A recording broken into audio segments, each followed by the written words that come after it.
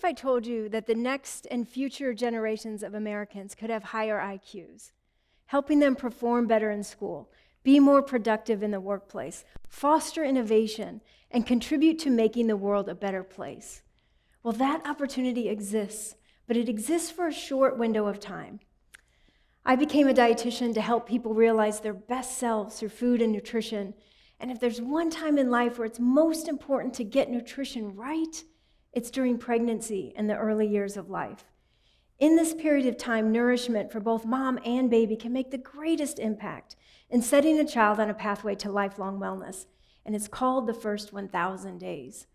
The first 1,000 days is a time between conception and a child's second birthday, and it holds great potential for development of a baby's brain, bones, and body's metabolism and immune system, and therefore can have a lifelong impact on a child's ability to learn and thrive.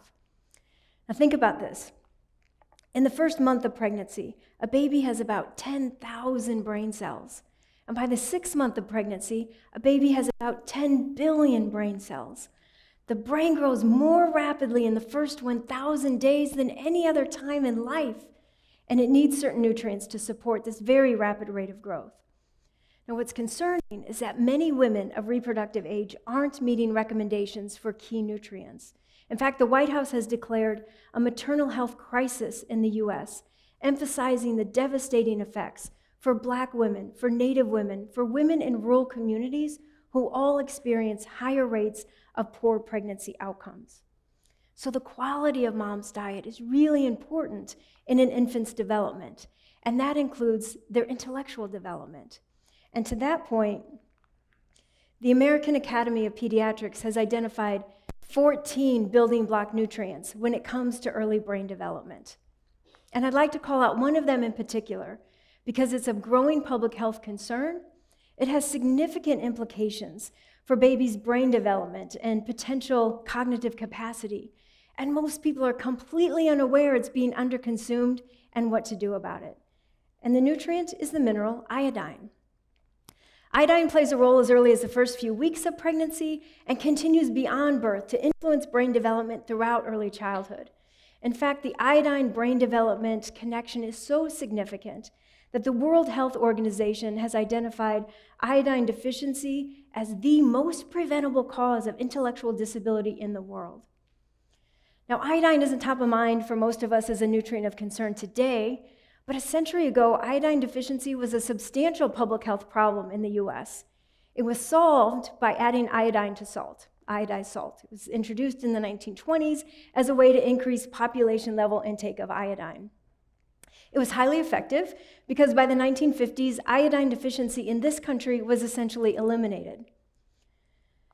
Now, iodine recommendations go up by 50% during pregnancy. But what's interesting, iodine consumption in the US is on the decline and actually has been so for a while. So why is that? Well, there's some rational reasoning for it.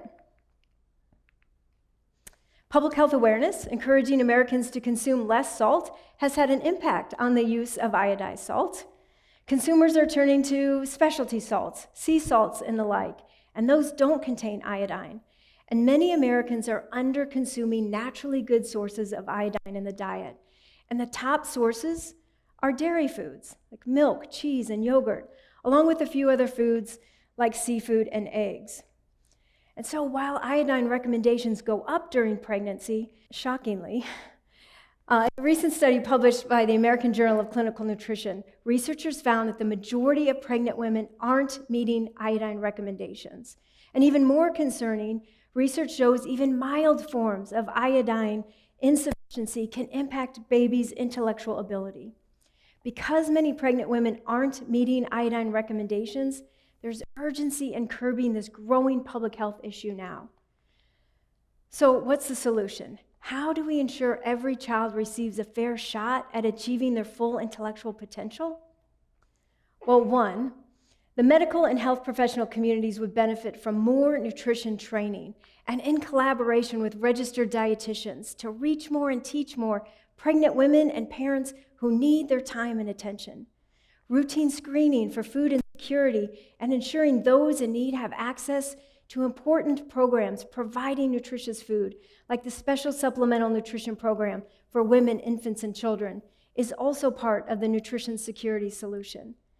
And two, we can all do our part to raise awareness of the importance of eating well and wisely in the first 1,000 days. It is the most crucial time for development of babies' brains, bones, and bodies, and we don't get those first 1,000 days back. Help spread the word about the potential for iodine to transform developing infants and young children into thriving, intelligent adults. And remember, the top natural sources of iodine in the diet are dairy foods like milk, cheese, and yogurt, along with seafood and eggs. These are really simple whole food solutions. So let this compelling evidence on the importance of diet in the first 1,000 days empower all of us as advocates for starting every child on a pathway to lifelong wellness. Thank you.